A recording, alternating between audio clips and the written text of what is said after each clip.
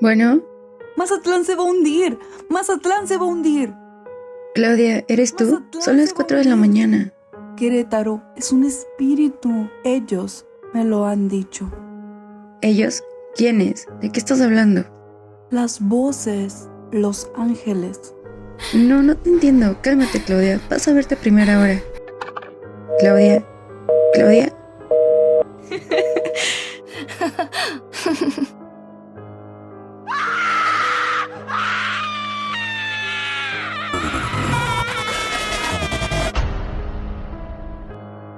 Aquel hecho no solo impactaría a Verónica Vázquez, sino también a la ciudad de Querétaro y por ende al pueblo mexicano. Pues pocas horas después de efectuada esta llamada, en aquel domicilio se descubriría uno de los actos más infames y atroces de la memoria colectiva. Estás en el titular ensangrentado. Quédate conmigo para escuchar el aterrador caso de 1989 del que fue protagonista una mujer llamada Claudia Mijangos, a quien todo México conoce como la Llena de Querétaro.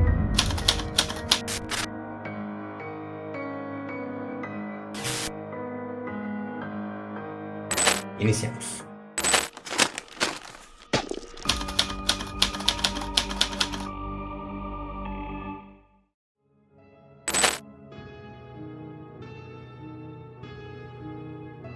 Claudia Mijangos Arzac llega a este mundo un 26 de mayo de 1956, proveniente de Mazatlán, Sinaloa, hija del matrimonio conformado por María del Carmen Arzac y Antonio Mijangos. Mientras la madre era severa, agresiva, autoritaria y sobre todo bastante religiosa, el padre tenía un carácter débil, sumiso y era bastante tímido. De la familia, Claudia es la menor de 7 hermanos, 4 mujeres y 3 hombres, de los cuales uno era alcohólico y los otros 2 tenían problemas mentales. Aún sin el cariño de sus padres, era vista como una chica tranquila, bastante alegre, cero problemática y sobre todo bastante hermosa. Esto último le valió el título de la belleza de Querétaro. Pues bien, había participado en un certamen en aquellos años. Se graduó de la carrera de comercio y puedo decirles que era vista con buenos ojos no solo por la familia y sus hermanos, sino también por la sociedad. La mujer tenía un gran anhelo: casarse con un buen hombre, formar una familia y vivir tranquilamente alrededor de sus seres queridos. A pesar de haber tenido únicamente 2 novios en su adolescencia, a los 19 conoció a un hombre 8 años mayor que ella, Alfredo Castaños Gutiérrez, con quien entabló una relación y a los 2 años de frecuentarse optaron por casarse. A la par que todo esto estaba ocurriendo, los padres de Claudia fallecen, dejándole a ella una cuantiosa herencia, misma que ocupó para trasladarse con su entonces pareja a una casa de buen ver cerca del centro de Querétaro. Y no solo eso, también le sirvió para abrir un negocio en el pasaje de la Llanta. Este era bastante exitoso, pues bien, las mujeres de la alta sociedad asistían al mismo para probarse los atuendos que Claudia exhibía. Pasó el tiempo y al fin Claudia logró lo que quería: formar una familia, la cual se conformaba por Alfredo y sus 3 hijos, la mayor Claudia María, seguida de Ana Belén y por último de Alfredo Antonio, el pequeño del hogar. Todo parecía ir de maravilla. Sin embargo, nadie imaginaba que los trastornos de personalidad, bipolaridad y orgullo que silenciosamente Claudia padecía deteriorarían su vida de ensueño.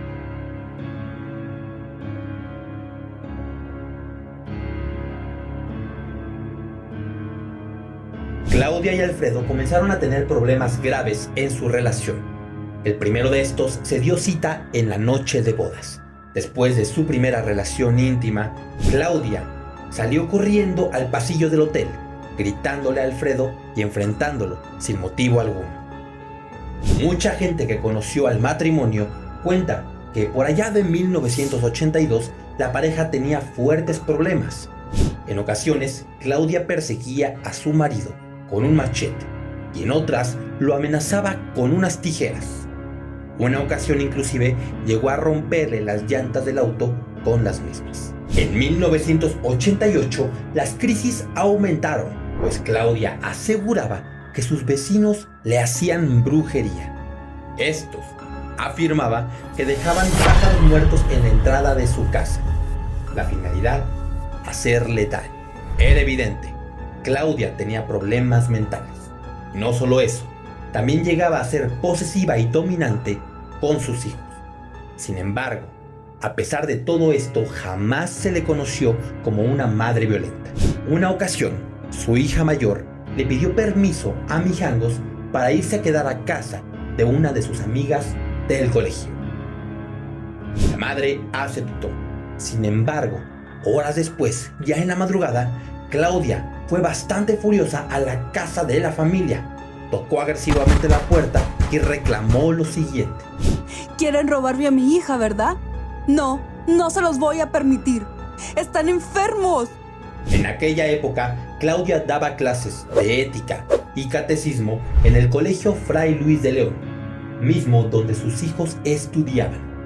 La finalidad era no solo acercarse más a Cristo, sino también allegarse a sus pequeños. Es aquí donde conoce a un hombre que ella describiría como atractivo, de 1,90 de altura y ojos azules. Este era el sacerdote del lugar, el padre Ramón, quien comenzaría a corromperla y sería la causa principal de la ruptura familiar.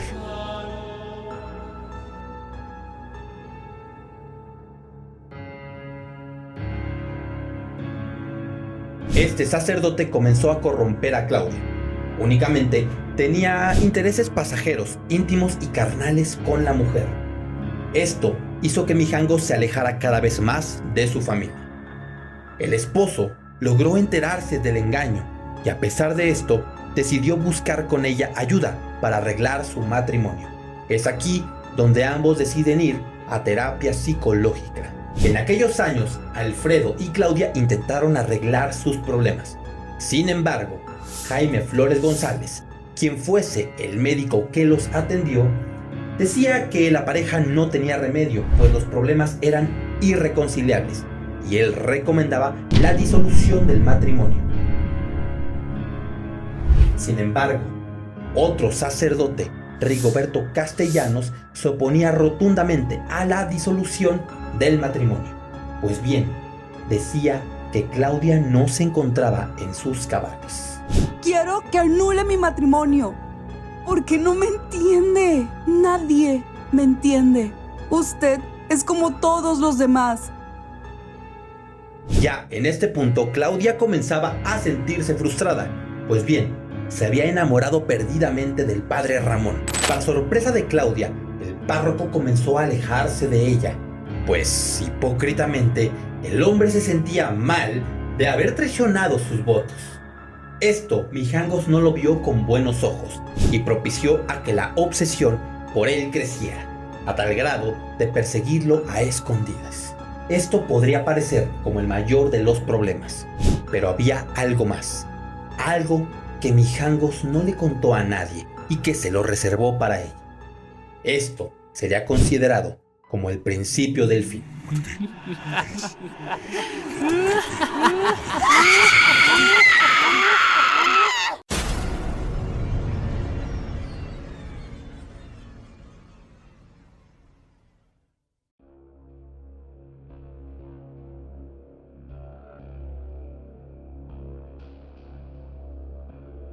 Para este punto de la historia, la pareja ya se había separado y Alfredo únicamente iba a la casa para visitar a sus pequeños. En este lapso, Claudia comenzaba a escuchar voces que le susurraban cosas incoherentes. Esto no quiso compartirlo con nadie, pues, ¿qué pensaría la gente? De seguro que estaba loca. Esto fue un grave error, porque las actitudes de Claudia comenzaban a ser extrañas, más extrañas de lo habitual, y mientras esto ocurría, esas voces se acrecentaban cada vez más y más en su subconsciente. Estas le recomendaban ideas locas para poder regresar con el párroco. Y no solo eso, tétricamente le sugerían matar a sus hijos. Debes estar con él. Busca la salvación. Busca a Cristo. Mata a tus hijos. Mátalos. Mata a esos demonios. Solo así podrás estar con él. Solo así encontrarás la salvación.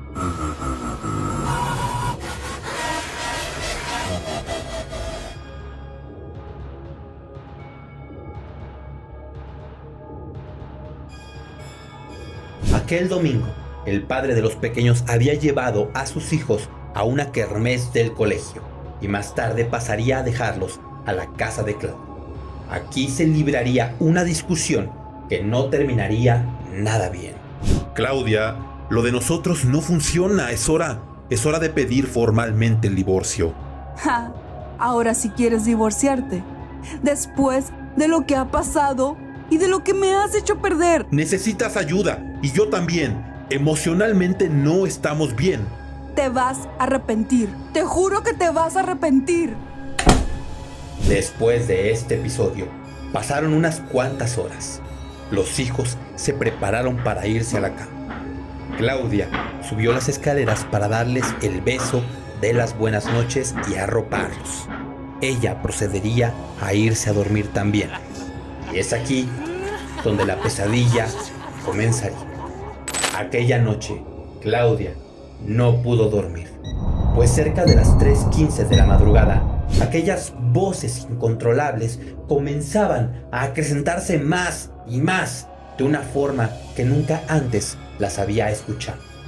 Estas eran acompañadas de visiones inquietantes.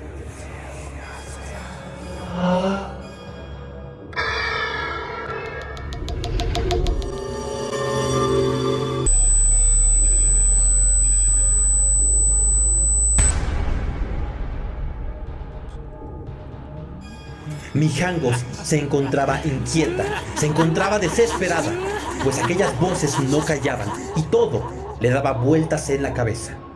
Al pasar una hora la mujer se levantó de la cama, se dirigió al baño de su casa y se topó de cara con el horror absoluto, pues en el reflejo del espejo se vio a sí misma con el rostro pálido, demacrado y putrefacto. Claudia pegó un grito, bajó las escaleras corriendo y se dirigió a uno de los cajones de la cocina solamente para sacar varios cuchillos y dejarlos encima de la barra. Se frotó el rostro incrédula. Las voces no callaban. Tomó tambaleante el teléfono y le marcó a su amiga Verónica Vázquez, a quien le dijo que los ángeles le susurraban incoherencias al oído. La amiga, somnolienta, no entendía lo que Claudia estaba diciendo y optó por mencionarle que la visitaría a la mañana siguiente. Esto fue un grave error, porque a partir de aquí, la llamada se corta abruptamente. Y es donde inicia el horror absoluto. Aquella madrugada, todos los vecinos de la zona escucharon gritos y escándalos aterradores provenientes del 408 de la hacienda de Vejín, en Jardines de la Hacienda. Ninguno de ellos se inmutó para llamar a la policía. En cuanto el sol se puso sobre los arcos de Querétaro, Verónica llegó a la residencia de Mijangos a las 8 de la mañana. Tocó el timbre, pero nadie le atendió. Al girar la perilla se dio cuenta de que la puerta se encontraba abierta. La mujer entró a la propiedad solo para llevarse una gran sorpresa.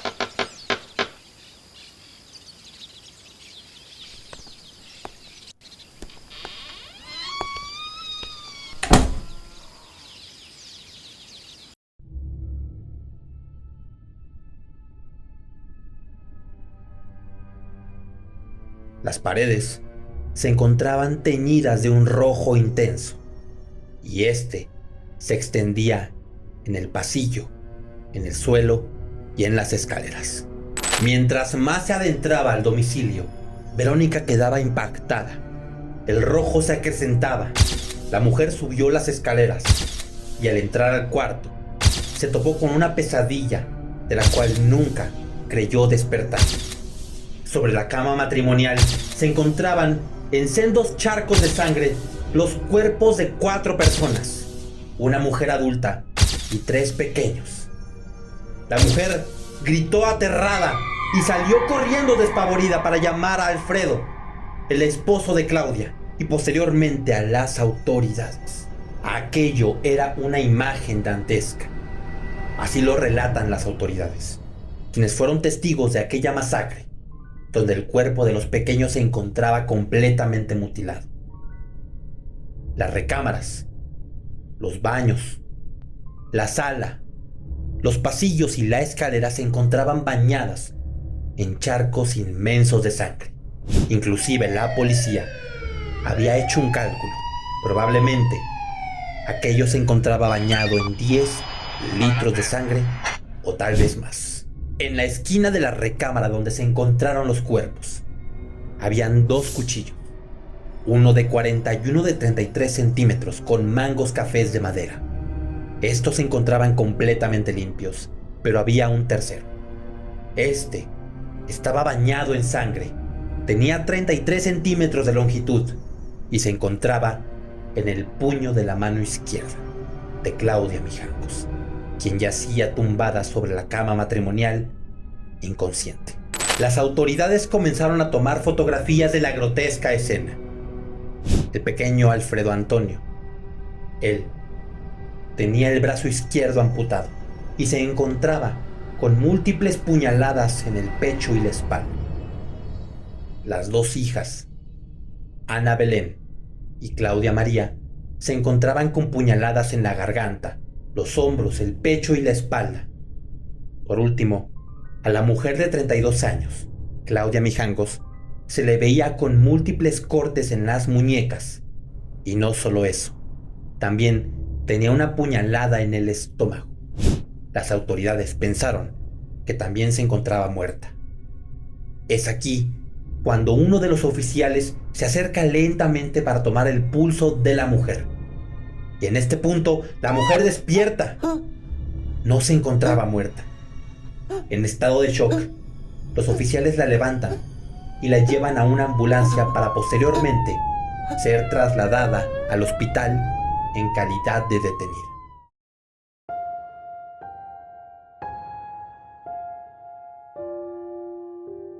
Las autoridades se llevaron los cuerpos de aquellos pequeños inocentes al forense. A pesar de las puñaladas, de la masacre y de las amputaciones, se determinó la causa de la muerte: fallecimiento por shock hipovolémico. Y a la par que esto se llevaba a cabo, la mujer se encontraba dormida en un hospital. Estaba siendo atendida, esposada. En este punto, la mujer se levanta como si nada hubiera pasado y comienza a gritar desesperadamente: ¡Mis hijos! ¡Están dormidos! ¡Tengo que llevarlos al colegio! ¡Déjame salir!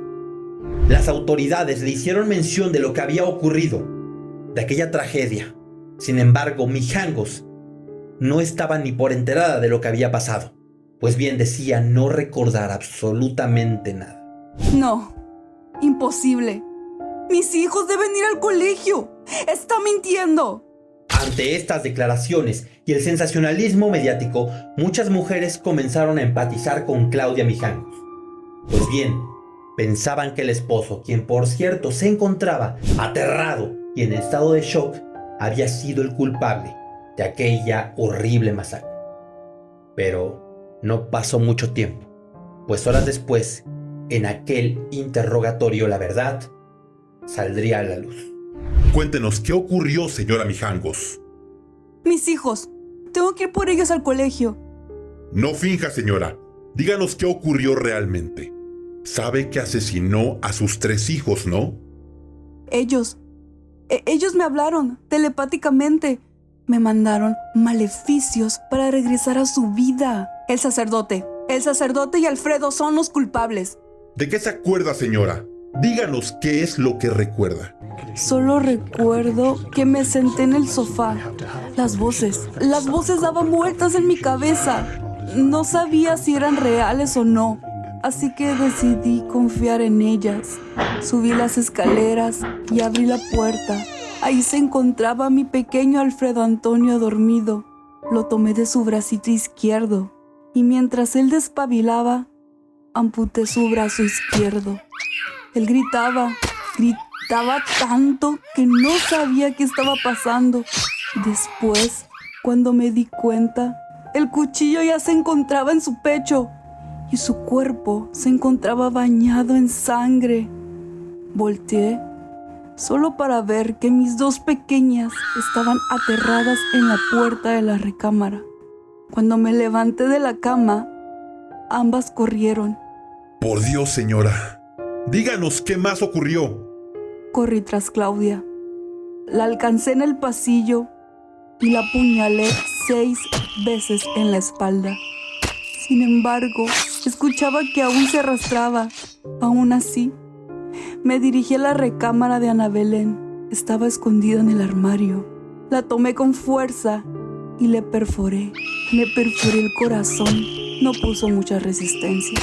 Al salir de la habitación, vi que Claudia estaba boca arriba, en la planta baja inconsciente. Me acerqué a ella y lo último que recuerdo es un zumbido fuerte que perforó mis oídos. Mientras esto ocurría, la apuñalaba varias veces. Señora, usted la arrastró por las escaleras hacia la habitación. Usted colocó los 3 cadáveres sobre la cama. Eso fue lo que en realidad pasó. Mientras Claudia Mijangos iba narrando lo que había acontecido, se encontraba en estado de shock, pues ella misma no se creía lo que estaba diciendo.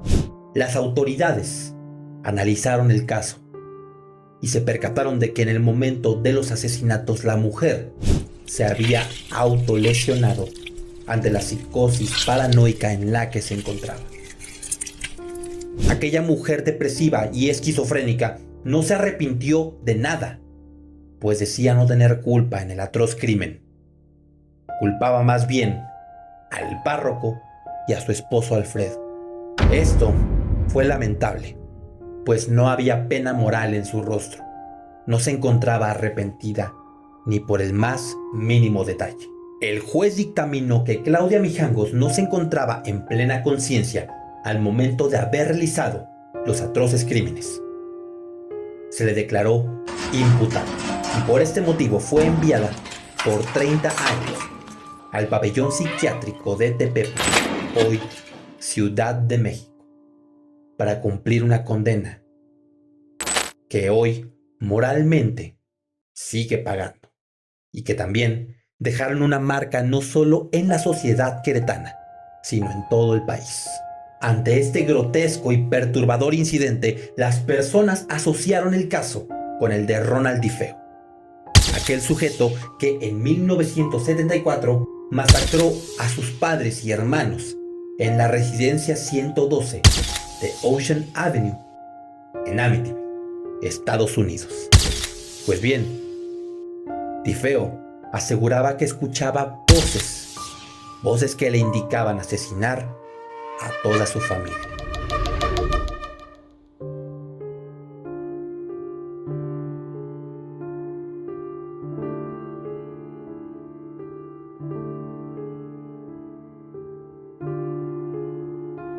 En junio de ese mismo año, Claudia Mijangos, ya encerrada, escribió varias cartas al periodista Manuel Paredón Cornejo, en las cuales explicaba lo acontecido.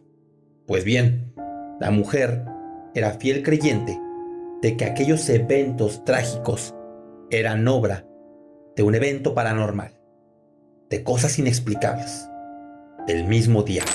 Estimado señor periodista, mi nombre es Claudia Mijangos. Me atrevo a escribirle con el fin de que me ayude. Desgraciadamente estoy consciente de que mi caso es muy alarmante. Ahora lo estoy, y no es para menos, pues 3 pequeños indefensos sufrieron sin culpa alguna. Les soy sincera, no estaba en mis cabales. y los estudios lo confirman. Fui una madre que velaba por ellos y me atrevo a decirle que yo soy la más afectada en todo esto, pues eran mi existencia, mi razón para vivir, aunque los hechos reflejaran lo contrario. Vive en mí la agonía constante y no considero justo que, aparte de perderlos, quede acusara como si ese atroz crimen lo hiciese a mi voluntad. Me presto cualquier clase de hipnosis para que comprueben que lo hice sin conciencia. Quiero demostrar mi inocencia. Usted puede grabarla o televisarla si gusta. Quiero limpiar, aunque sea un poco, mi nombre. Y quiero que los queretanos juzguen tras conocer todos los hechos. Amo la vida y al ser humano, pues somos obra del gran Señor. Pero el destino y de mis hijos fue cruel. Somos parte de su obra, así Él lo permitió.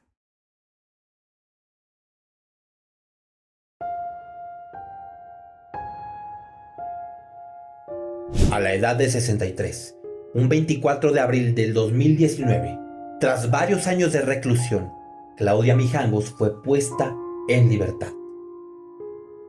Ella había solicitado al juez que quería regresar a su antigua vivienda. Sin embargo, la petición le fue denegada, pues ponía en riesgo su integridad personal y mental.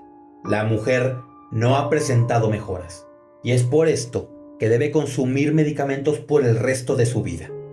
Hoy en día se encuentra bajo el cuidado de bastantes familiares, y su paradero es aún desconocido.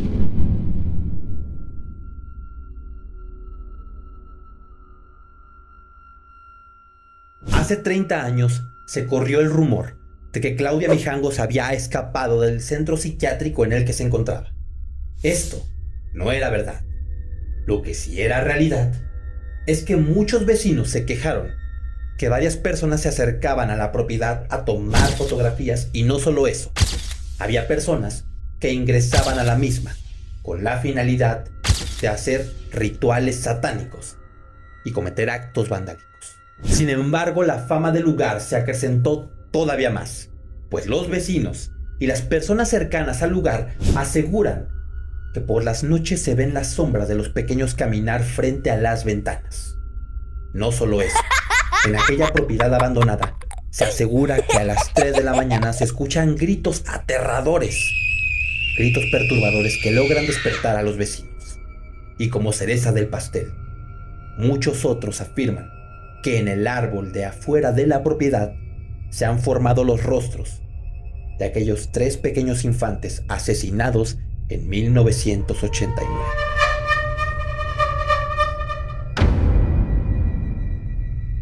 La gente que hoy en día realiza exploración urbana en el sitio asegura que algo inquietante y perturbador logra expulsarlos de la propiedad. Algo que no tiene nombre, pues las personas se han sentido conmovidas por esta historia, y eso los ha orillado a adentrarse a la residencia, misma que al final para ellos suele ser inquietante, pues algo paranormal los arroja fuera de la propiedad. Y esto ha sido referente para que programas de televisión amarillistas se adentren a la misma únicamente con el fin de explotar la tragedia. ¿Caso paranormal? ¿O tal vez caso de esquizofrenia? No lo sabemos. Un enigma que hoy en día sigue sin resolverse. Lo que sí es verdad es que aquella noche de 1989, aquella noche de abril, Claudia Mijangos asesinó brutalmente a sus 3 pequeños hijos. Los pequeños Alfredo Antonio, Ana Belén y Claudia María fueron víctimas de una mujer a quien todo México conoce como la Llena de Querétaro, por la infamia, por la brutalidad y por el atroz crimen que fue cometido en los años 80. Pero no solo eso, el caso se ha vuelto todavía más popular por aquel enigma paranormal que envuelve a este atroz crimen. En la actualidad, Aquella propiedad ubicada en el 408 de la Hacienda de Vejil, en Jardines de la Hacienda, Querétaro, se encuentra completamente abandonada. Y es aquí donde corroboro ante la audiencia. Pueden existir historias perturbadoras, eventos mitológicos, personajes de ficción, casas embrujadas que solo vemos a través de la pantalla grande. Pero hay una cosa que es muy cierta y que pasa por encima de todas las mencionadas. La realidad supera la ficción.